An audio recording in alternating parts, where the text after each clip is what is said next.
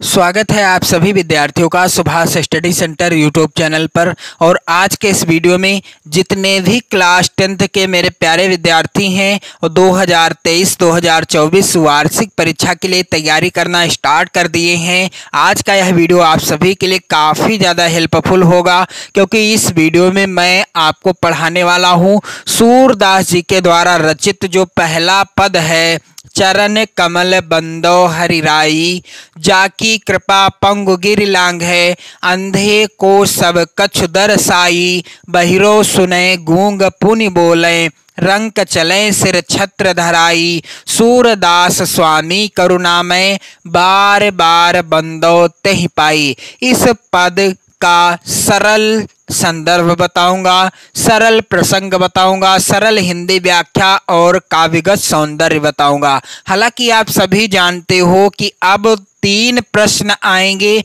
प्रत्येक प्रश्न 2 अंक का होगा, 6 अंक आपको मिलेंगे। तो मान लीजिए यह जो पद है इसकी तीसरी लाइन अंडरलाइन है और प्रश्न आया है रेखांकित अंश की व्याख्या, या पहली लाइन अंडरलाइन है या रेखांकित है तो पूछा जाए रेखांकित अंश की व्याख्या। तो इसलिए मैं चाहता हूं कि आप सभी पदों की सरल व्याख्या जान जाएं, संदर्भ जान जाएं और काव्यगत सौंदर्य भी जान जाएं, क्योंकि वहां से भी एक प्रश्न आता है, रस पूछ लेगा या अलंकार पूछ लेगा या पूछ लेगा कि इसमें जो है कौन सा छंद है। तो सबको मैं एक तरफ से मेरे प्यारे बच्चों प्रत्येक दिन आपको एक पद्यांश का मैं संदर्भ, काव्यगत सौंदर्य, व्याख्या और सब कुछ बताने वाला हूं। तो यह वीडियो आप सभी के लिए काफी ज्यादा हेल्पफुल होगी, वीडियो को जरूर शेयर कर देना। जैसा कि यहाँ पर आप देख रहे हैं सूरदास जी के यहाँ पर कुल 11 पद हैं, यहाँ पर आप देख लीजिए कुल 11 पद हैं।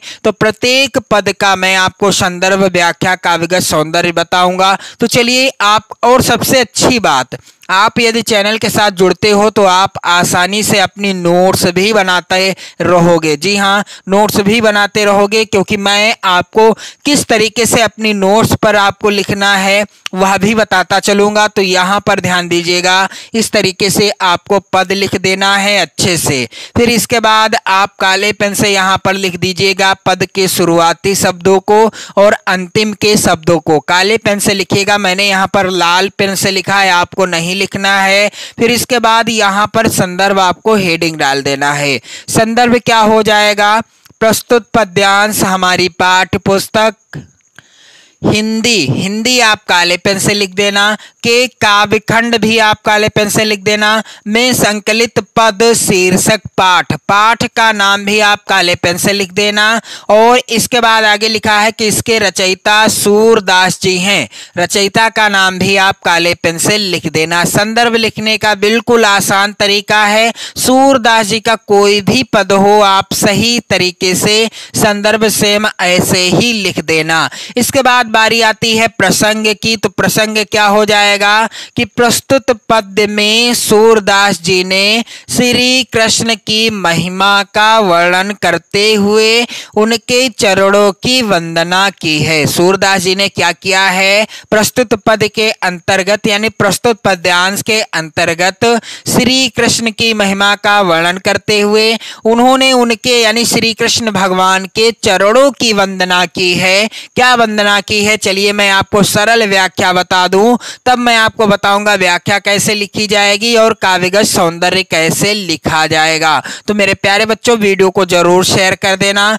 चरण कमल बंदो हरिराई, सूरदास जी कहते हैं कि मैं उस भगवान के कमलवत यानी कमल के समान जो चरण हैं, कमलवत चरणों की वंदना करता हूं। जाकी कृपा पंगु गिर लांघे, यानी जिनकी कृपा से पंगु अर्थात लंगड़ा व्यक्ति भी पर्वत को लांघ जाता है, अंधे को सब कछु दरसाई, और जिन चरणों की कृपा से ही अंधा व्यक्ति सब कुछ देखने लगता है। बहिरो सुने गूंग पुनि बोले, बहरा व्यक्ति क्या करने लगता है? सुनने लगता है। और गूंग पुनि बोले अर्थात गूंगा व्यक्ति दोबारा बोलने लगता है। और रंक चले सिर छत्र धराई, और जो रंक अर्थात जो भिखारी होता है, यदि उनके ऊपर भगवान श्री कृष्ण के कमलवत चरणों की कृपा हो जाए तो वह भी राज छत्र धारण करके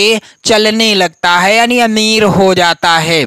सूरदास स्वामी करुणा में बार बार बंदो तेहि पाई। सूरदास जी कहते हैं कि ऐसे सर्वशक्तिमान करुणा में भगवान के चरणों की मैं बार बार वंदना करता हूं। चलिए मैं आपको कैसे आपको व्याख्या लिखनी है बता दूं। तो चरण कमल बंदो हरिराई, इस तरीके से आप हेडिंग डालोगे। व्याख्या आप अपनी नोट्स भी बना सकते हो, मैंने आपको बताया आप अपनी नोट्स भी बना सकते हो चैनल के साथ जुड़ करके, क्योंकि मैं आपको बिल्कुल सही तरीका बताऊंगा नोट्स बनाने का। तो चैनल के साथ जरूर जुड़िएगा, अपने मित्रों को भी चैनल के बारे में बताइएगा। तो मेरे प्यारे बच्चों, सूरदास जी कहते हैं कि मैं उस भगवान के कमलवत चरणों की वंदना करता हूं। चरण कमल बंदो हरिराई, जाकी कृपा पंगु गिरि लांग है, अंधे को सब कछु दर्शाई। सूरदास जी कहते हैं कि जिनकी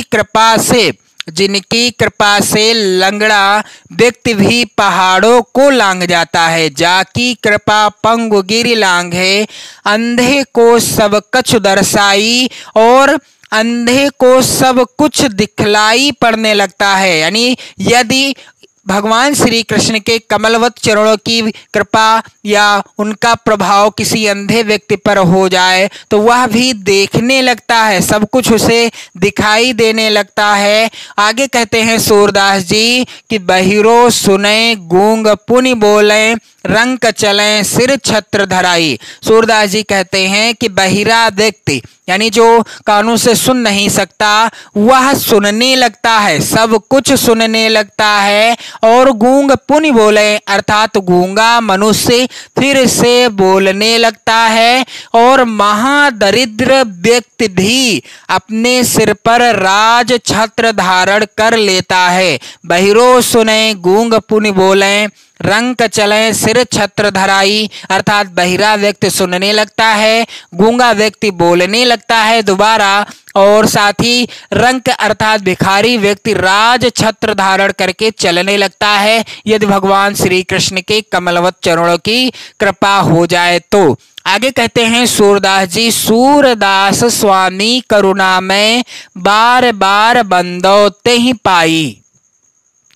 सूरदास जी कहते हैं कि हे सर्वशक्तिमान करुणामय भगवान, मैं आपके चरणों की बार बार वंदना करता हूँ। ऐसे सर्वशक्तिमान करुणामय भगवान श्री कृष्ण के चरणों की मैं बार बार वंदना करता हूँ। तो बिल्कुल आसान व्याख्या है, उम्मीद करता हूँ आपको अच्छे से समझ में आ गई होगी। और यदि आप चैनल से जुड़ते हैं तो मैं आपको रोजाना इसी तरह से सूरदास जी के जितने भी पद हैं सभी पदों को स्पष्ट रूप से पढ़ाऊंगा, अर्थ भी बताऊंगा, व्याख्या यानी और संदर्भ भी बताऊंगा, प्रसंग भी बताऊंगा और काव्यगत सौंदर्य भी बताऊंगा। प्रत्येक पाठ के प्रत्येक पद्यांश का संदर्भ, प्रसंग, व्याख्या और काव्यगत सौंदर्य बताता चलूंगा बस। और आपको चैनल की प्लेलिस्ट बना कर दूंगा ताकि आप आसानी से अपनी नोट्स बना सको 2023-2024 वार्षिक परीक्षा के लिए। तो मेरे प्यारे बच्चों, चैनल के साथ जरूर जुड़िए।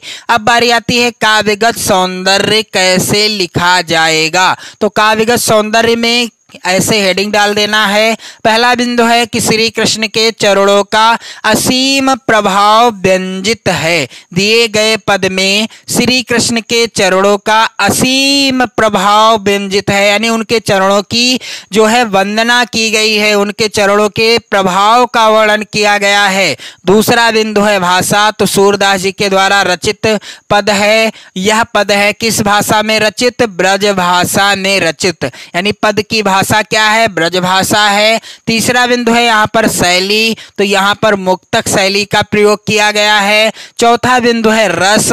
तो यहाँ पर ध्यान दीजिएगा भक्ति रस।